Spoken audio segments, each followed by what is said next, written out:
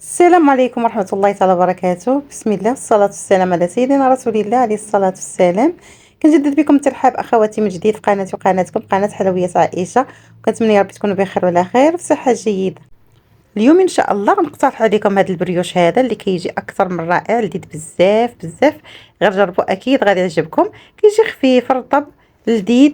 بقاو معايا تعرفوا على المقادير. قبل ما ندوزو للمقادير، كنتو أول مرة كتزوروا القناة ما تبخلوش عليا بالدعم ديالكم بالاشتراك في القناة مع تفعيل الجرس باش هكا توصلوا بكل جديد، ونخليكم تعرفوا على الوصفه. بسم الله على بركه الله. المقادير غادي نحتاجو، عندنا هنايا الدقيق مع جوج ديال البيضات، الخميره، الملح، السكر سنيده، والماء باش غادي نعجنو، والزبده مذابه. هادو هما المكونات اللي غادي نحتاجو. كناخذ شويه ديال الماء كنضيفو على الخميره. انا كنستعمل هاد الخميره ديال الحبيبات، كنطلقها في شويه ديال الماء حتى تطلق. كناخدو السكر سنيده، غنعمل منها معلقه كبيره ديال السكر كنضيفها للدقيق. ودائما السكر على حسب الذوق ديالكم، تيبقى اختياري. كنتو كتبغيو الحلاوه كتزيدوا، ما كنتوش كتبغيو كتنقصوا. صافي هنايا كنضيف واحد القبيصه هكا ديال الملحه، يعني غير راس معلقه. وغادي ناخذ البيض غادي نضيفو. كلشي هادشي كنجمعوه في عجانه وكنعجنوه، سواء درناه في العجانه اولا درناه في عجناها غير بيدينا، يعني كنجمعوا كل المكونات وكنعجنوها. صافي هنا ضفت البيضه الاولى، غادي نضيف البيضه الثانيه. هنايا خديت غير البياض ديال البيضه، وغادي نحتفظ بالصفار حتى غادي نديروه في الدهن ديال البريوش. كناخذ الخميره بعد ما دابت في داك الماء اللي درت ليها، غادي نضيفها على الدقيق هكا. بعد ما كنحرك ونتاكد انها صافي، يعني تحلات في الماء، كنضيفها للعجين ديالنا. غادي ناخذ هنا الزبده مذابه. المقادير غادي نخليهم لكم في صندوق الوصف مضبوطين. من بعد ما كنضيف الزبده غادي نبدا نضيف الماء، وانا كنعجن في العجين ديالي حتى غادي تجمع. صافي انا بعد ما تعجنت العجين عندي كيف ما كتلاحظوا معايا كتكون شويه مطلوقه، يعني ما كتكونش العجين شاده ولا قاصح. هذا هو القوام ديالو، كتكون شويه مرخوفه. صافي هنايا تعجنت عندي العجين مزيان، غادي نخليها نحتفظ بها حتى غادي تخمر. هنا بعد ما خمرت عندي العجين كيف ما كتلاحظوا، صافي كنفرغها من داك الهواء اللي كيكون فيها، وغادي نوضعها على جنب على موجد الحشوه اللي غادي نستعمل في هذا البريوش هذا.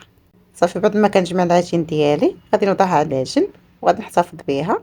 هنا بالنسبه للحشوه عندي الزبده. انا هنا درت الزبده من اصل حيواني كتكون لذيذه.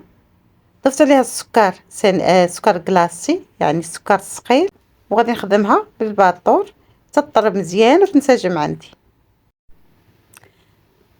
هنا بعد ما كنطرب الزبده مع السكر كنخدمهم مزيان حتى تيوليو شكل كريمه. هذا باش غادي نضيف لهم باقي المكونات. صافي هنا تخدمت عندي الزبده مع السكر مزيان.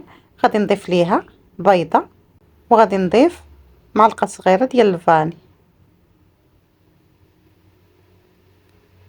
صافي غادي نرجع نطربهم حتى ينسجم البيض مع الزبده. هنا كناخذ اللوز بعد ما طحنته، يعني كناخذ اللوز كنمسحوه من الغبره وكنطحنه بقشرته. تنبدا نضيف وانا كنطرب هكا اللوز مطحون حتى غادي نحصل على كريمه ديال اللوز.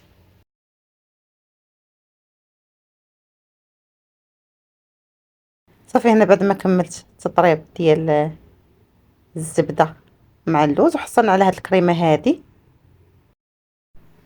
غادي نحتفظ بها جانبا. صافي هنا كناخذ دقيق كنرش به طاوله العامل. كناخذ العجين ديالنا بعد ما عملت الخميره الثانيه. صافي بعد ما كنجمعها غادي نقسمها غادي ناخد باش غادي نقطع العجين وغادي نقسمها على زوج. غندير قطعة كبيرة وقطعة صغيرة. صافي هنايا قطعت العجين ديالي كيف ما كتلاحظوا معايا، قطعة صغيرة وقطعة كبيرة. كنعمل منهم كرات وكنوضعهم على جانب. صافي هنايا كناخد الكرة الكبيرة كنحتفظ بها، الكرة الصغيرة هي اللي غادي نسرح. هاد الكرة الصغيرة بعد ما غادي نسرحها هي اللي غادي نوضعها كقاعدة في المول ديالنا. صافي هنا بديت كنسرح فيها. انا هنا درت على شكل مربع. غادي ناخد هاد الاطار هذا بعد ما فرشت الملاطه ديالي بالورق اولا بابي كويسون. كناخد الاطار. انا هنا اخترت انني ندير هذا الاطار هذا المربع. نتوما كيبقى لكم اختيار، بغيتو ديروه هكا مستدير تيبقى لكم اختيار. كنفرش فيه العجين وكنحتفظ به. كناخد القطعه الثانيه اللي كتكون كبيره هي اللي غادي نسرح هكا بالمدلك، وغادي نوضع فيها الكريمه ديال اللوز. هانتوما تبعوا معايا. كنسرحوا العجين ديالنا. السمك ديالها ما خصهاش تكون رقيقه بزاف، ما خصهاش تكون غليظه بزاف. صافي كنجيب الكريمه وكنوزعها فوق من العجين اللي سرحت بهذا الشكل هذا اللي كتشوفوا معايا. صافي هنايا بعد ما كنسرح فوق منها الكريمه، يعني كنديرها متساويه في الوجه ديالها. هنايا كتاخذوا الفواكه المعسله لي فروي كونفي اولا الزبيب اولا الشوكولات حبيبات، داكشي تيبقى اختياري اللي متوفر اللي كديروا واللي كتبغيوه. صافي هنا بعد ما درت فيها الفواكه المعسله كنلويها على نفسها على شكل حلزون، يعني كنديها ونجيبها وغادي ندخلها للثلاجه.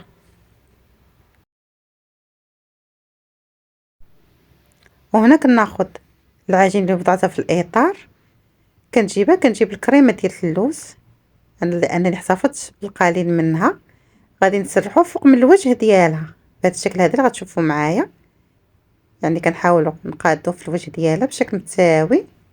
صافي هنا كنسرح الكريمه ديال اللوز.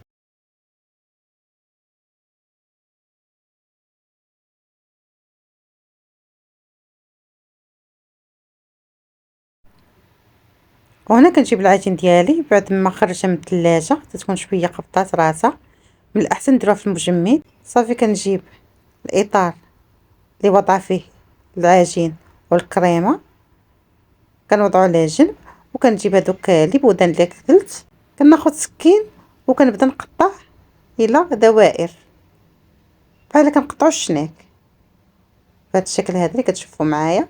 وكنوضعو داخل الاطار هكا. غادي نوضع وحده حدا وحده وغادي نفرق بيناتهم، لحقاش عارفين العجين بالبريوش ملي كتكون كطيب يعني كتزيد في الحجم ديالها. وإلا لاحظتوا ما بين وحده ووحده كنخلي الفرق كبير. وهنا كنقطع العجين ديالي كنخليها بالارتفاع تيكون تقريبا 3 ديال السنتيم، يعني كتكون مرتفعه. كنتمنى انكم تكونوا فهمتوني، وكنحاول انني نقربكم من الصوره باش ان شاء الله الا جربتوا او لا عملتوه تخرج لكم النتيجه اللي ترضيكم. صافي غادي نبقى هكا حتى غادي نكمل تقطاع ونتلاقاو باش تشوفوا معايا المرحله المواليه. وهنا كنجيب صفار البيض اللي احتفظت به كنضيف ليه القليل من الحليب وكنطربو مزيان مع واحد شويه ديال الملحه، غير قريصه ديال الملحه. من بعد ما كنطربهم كندهن بهم هكا البريوش ديالنا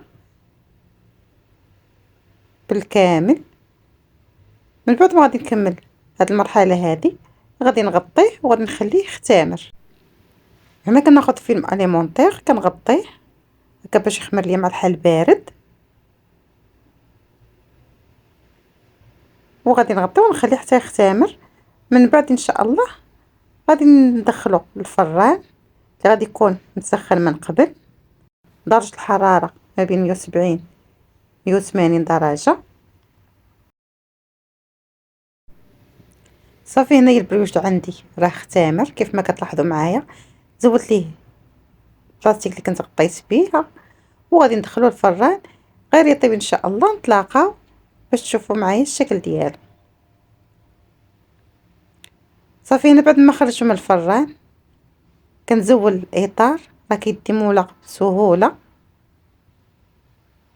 صافي هنا كنزول الاطار. هنا غادي نزينو على حسب الرغبه ديال كل سيده، يعني الرغبه ديال كل سيده كتزين البريوش ديالها. انا هنا غادي نعمل له ناباج هو باقي سخون، يعني يلا خرجته من الفران كندهنو بالناباج ولا الكونفيتور اللي بغيتو. من بعد كنزينوه باللوز او لا بكاوكاو على حسب داكشي اللي بغيتو. انا بما انني استعملت فيها اللوز الكريمه ديال اللوز غادي نزينها باللوز. بقاو معايا باش تشوفوا الشكل النهائي ديالها. هو تيكون اخواتي هذا هو الشكل النهائي ديال البريوش ديالنا اللي كيجي هكا بكريمه ديال اللوز. لذيذ بزاف بزاف، كنصحكم انكم تجربوه غادي ينال الاعجاب ديالكم. وصلنا لنهايه الفيديو. الى فيديو جديد ان شاء الله، وصفه جديده. السلام عليكم.